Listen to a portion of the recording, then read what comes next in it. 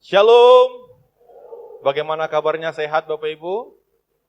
Luar biasa. Kita buka kitab kita dalam 1 Tesalonika pasal yang pertama, ayat yang kedua sampai yang ke-10.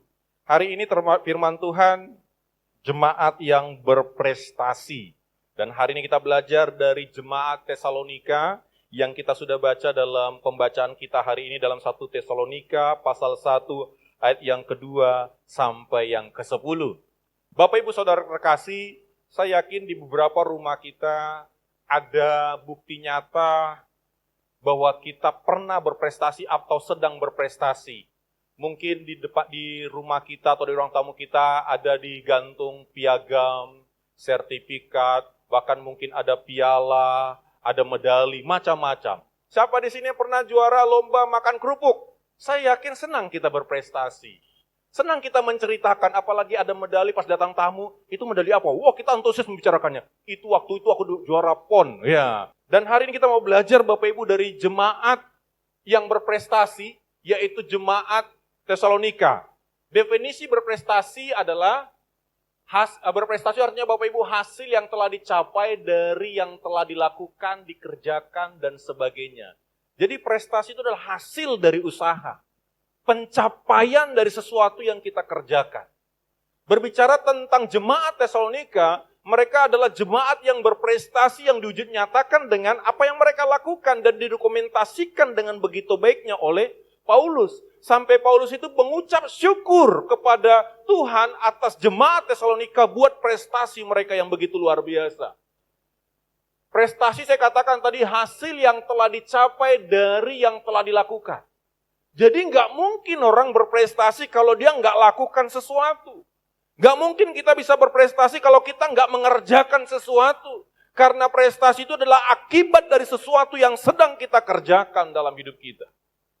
Tadi saya bertanya kepada kita mungkin punya banyak prestasi. Sederet banyak piagam penghargaan di rumah kita untuk mungkin pencapaian-pencapaian kita secara akademik, secara mungkin kinestik karena itu olahraga, mungkin perlombaan-perlombaan, mungkin perlombaan lari Bapak Ibu ya pesertanya 2 orang tingkat RT, 1 sakit perut, tinggal kita sendiri yang menang gitu ya Bapak Ibu ya, tetap juara 1 penting gitu ya.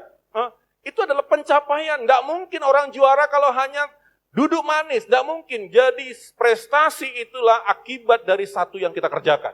Rasul Paulus memberikan satu penghargaan, apresiasi kepada jemaat Tesalonika karena jemaat Tesalonika di pandangan Paulus adalah jemaat yang berprestasi. Dan ternyata saya mau katakan gini Bapak Ibu, prestasi itu bukan hanya dikerjakan oleh jemaat Tesalonika, tapi ada peran dari pelayanan Paulus di dalamnya.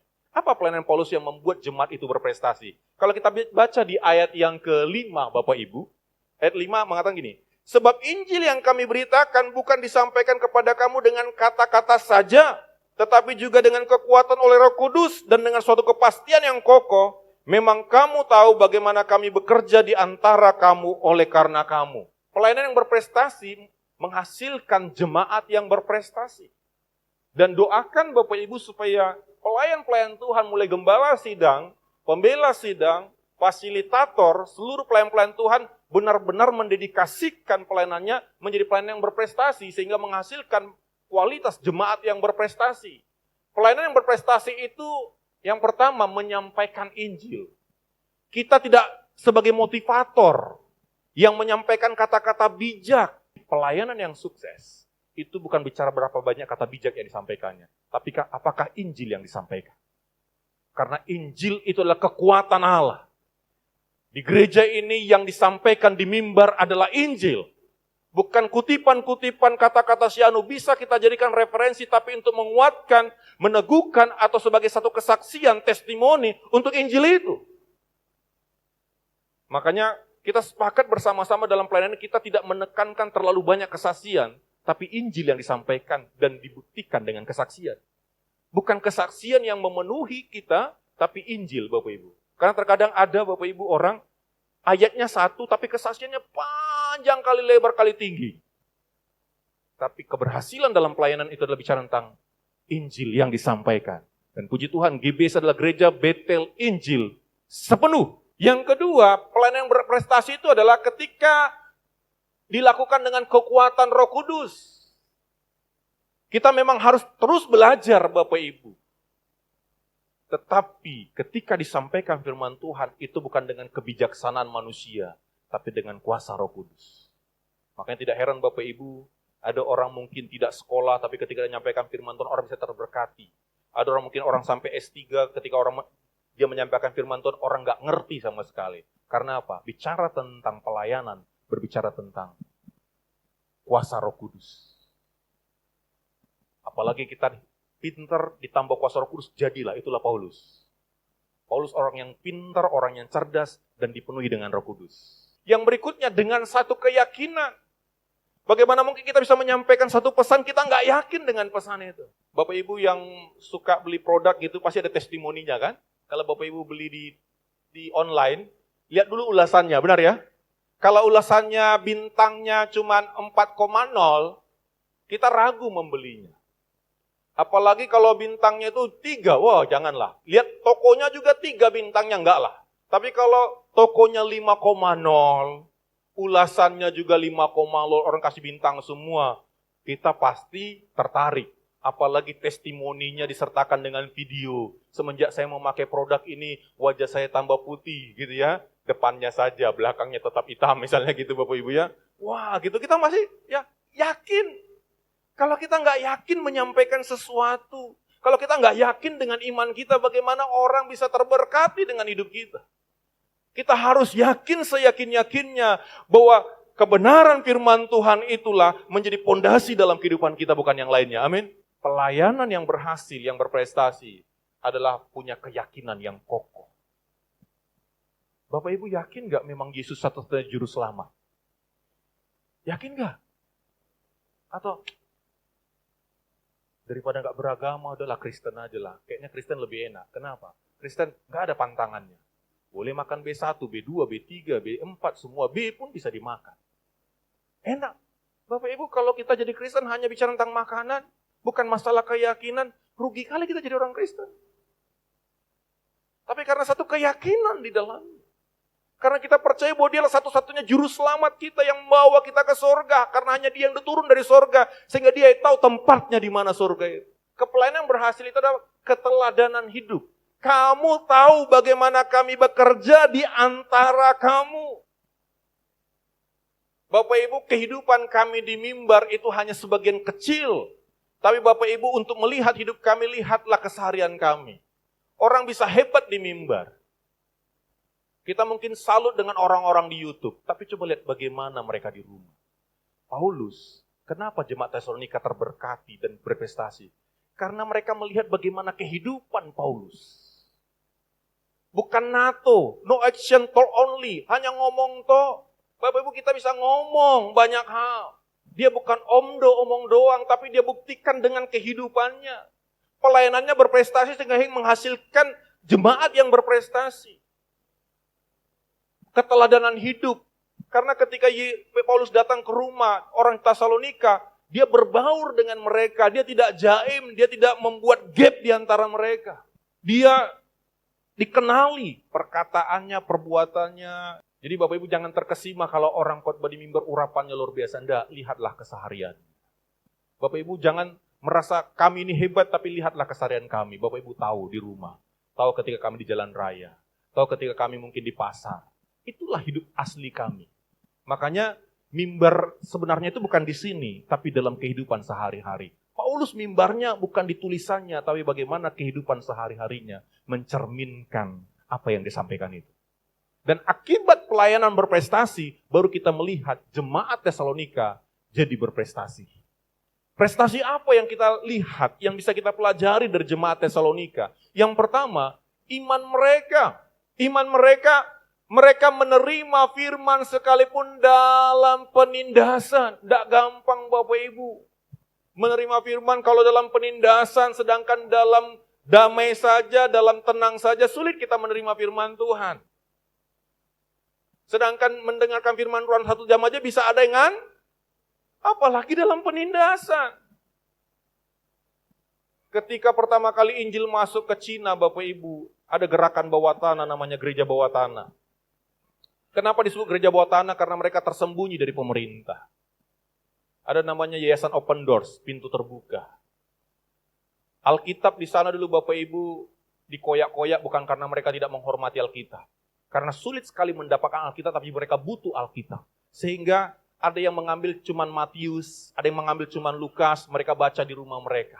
Mereka masukkan kantong mereka, mereka baca di rumah, besok mereka tukaran lagi Bapak Ibu. Saking sulitnya mereka mendapatkan firman Tuhan Alkitab. Dan di sana ketika misionaris mau masuk ke Cina, mereka bukan menyelundupkan narkoba, tapi mereka menyelundupkan yang namanya Alkitab. Mereka selundupkan Bapak Ibu ketika di perbatasan itu Bapak Ibu, doa mereka terbalik Bapak Ibu. Biasanya kita kan mencelikan mata yang buta, tapi mereka, Tuhan butakan mata yang celik ini. Supaya mereka nggak melihat ada Alkitab di bus ini, Alkitab di truk ini. Dan ketika sampai Bapak Ibu, Alkitab mereka mulai membacanya. Dan fakta membuktikan diperkirakan 2030 kekristenan terbesar itu ada di Cina. Bukan di Amerika, Eropa. Apalagi Eropa sekarang mengalami kemerosotan. Orang tidak tertarik lagi dengan ibadah karena terlalu nyaman. Gereja terlalu megah. Tapi yang diisi oleh usia 60 tahun ke atas. Kalau istilah teman saya dulu, orang yang sudah bau tanah gitu ya. Yang sudah mendekati kematian baru mereka datang ke gereja. Mencari Tuhan. Anak-anak muda ke diskotik. Anak-anak muda hidup dengan hedonnya. Mereka melakukan semaunya sendiri. Tapi kita lihat. Jemaat Tesalonika, mereka menerima firman sekalipun dalam penindasan. Seringkali kenyamanan itu membuat begitu banyak orang Kristen gak cari Tuhan kok. Tapi jemaat Tesalonika, mereka punya prestasi iman. Di tengah penindasan pun, mereka menerima firman dengan sukacita. Artinya Bapak Ibu di tengah-tengah kita dalam masalah, kita masih tetap dalam pergumulan, kita masih mau menerima firman, itu prestasi iman. Amin. Mungkin tidak terletak piagam di rumah kita selamat karena engkau menerima firman di masa penindasan. Enggak. Tetapi Tuhan yang memberikan piagam itu kepada kita ketika kita menerima firman sekalipun dalam penindasan. Yang berikutnya menerima firman yang kadang tidak mengenakkan bagi kita. Tapi saya yakin kalau kita ingin berprestasi dalam iman, mari kita juga menerima firman yang bagi kita mungkin membuat telinga kita merah. Amin. Membuat kita ketika pulang dari tempat ini, kayaknya Pak Pendeta itu nembak 12 pas sama aku. Kayaknya sudah dirancangnya itu. Mungkin sudah dipikirnya, mungkin ada masukan sama Pak Pendeta itu supaya ditembak saya. Bapak Ibu enggak, kami enggak terima masukan dari yang lainnya. Enggak ada titipan khotbah di sini Bapak Ibu ya. Request Pak Pendeta, kayaknya Bapak Syanu nanti datang hari Minggu, tolong ya khotbahnya tentang ini ya. Enggak gitu Bapak Ibu. Request ya, enggak ada khotbah request di sini Bapak Ibu ya. Tapi kalau pas tembakan 12 pas sama kita, karena Tuhan mengasihi kita, amin. Katakan kiri kanannya, Tuhan mengasihimu. Menjadi penurut Allah dan pemimpin. Prestasi iman mereka yang kedua penurut. Jemaat Tesalonika, mereka tunjukkan prestasi mereka lewat mereka sebagai penurut Allah dan pemimpin. Bahasa lainnya penurut ini Bapak Ibu, imitasi, imitator, peniru. Jadi meniru dia, meniru Tuhan. Kita harusnya meniru Tuhan dalam hidup kita, amin. Ya. Kita mengikuti Tuhan dan ketika kita mengikuti dia, kita meniru dia. Seperti seorang anak kecil meniru orang tuanya. Kalau orang tuanya pinta bergaya, anaknya pinta bergaya lah gitu kan ya. Ya, mari kita jangan suka melawan, amin. Taatlah lalu lintas, taatlah bayar pajak.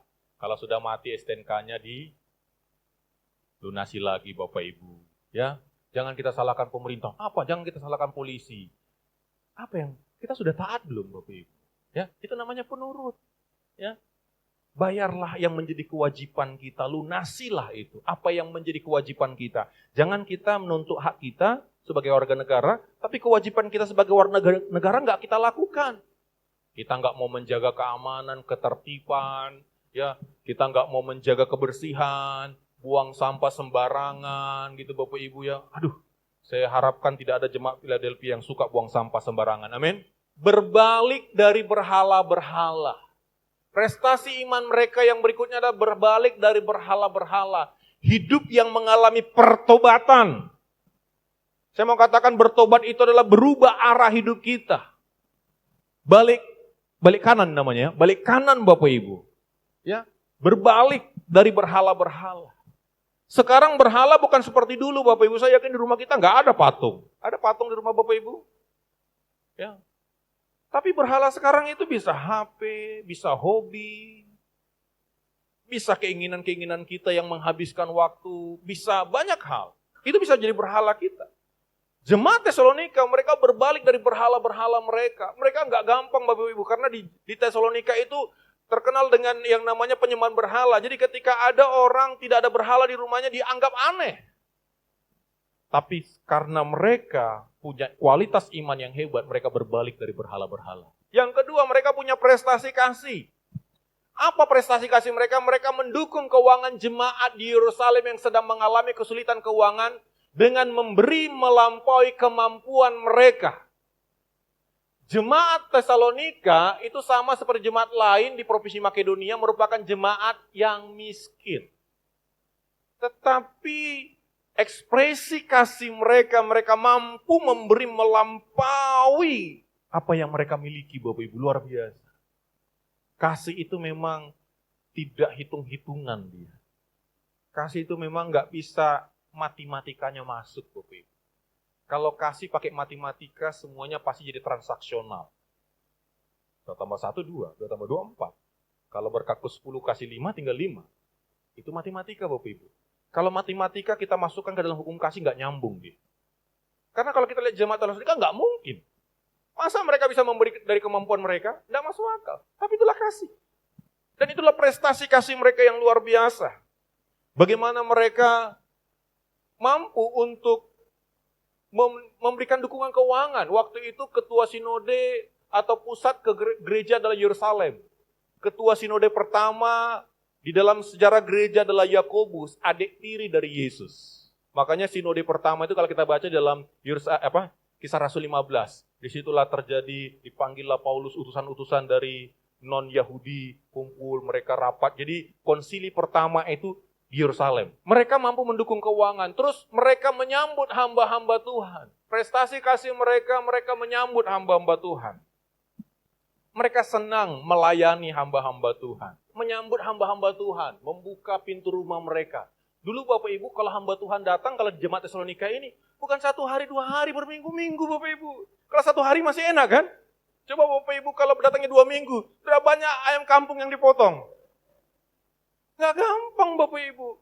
Jemaat Tesalonika ngalami. Yang berikutnya melayani Allah yang hidup dan benar. Ternyata prestasi kasih yang berikutnya adalah melayani. Sama-sama bilang melayani. Katakan kiri kanannya, mari melayani. Berarti selesai ibadah ini, formulir pelayanan akan penuh dengan jemaat GBS Philadelphia. Jenis pelayanan, besuk. Jenis pelayanan, nelponin yang gak datang ke gereja. Jenis pelayanan, banyak Bapak Ibu. Jenis pelayanan, hospitality, keramat tamahan. Ya, pas komsel ditanya, kenapa gak datang Eda, kenapa gak datang Lai. Itu Bapak Ibu pelayanan. Kalau kasih Tuhan kepercayaan dengan talenta musik, ya di sinilah Bapak Ibu pelayanannya. Tuhan kasih kita kualitas suara yang bagus, layanilah dia, amin. Karena itu adalah prestasi kasih. Jadi bagi Bapak Ibu, yuk bersama-sama kita melayani. Amin.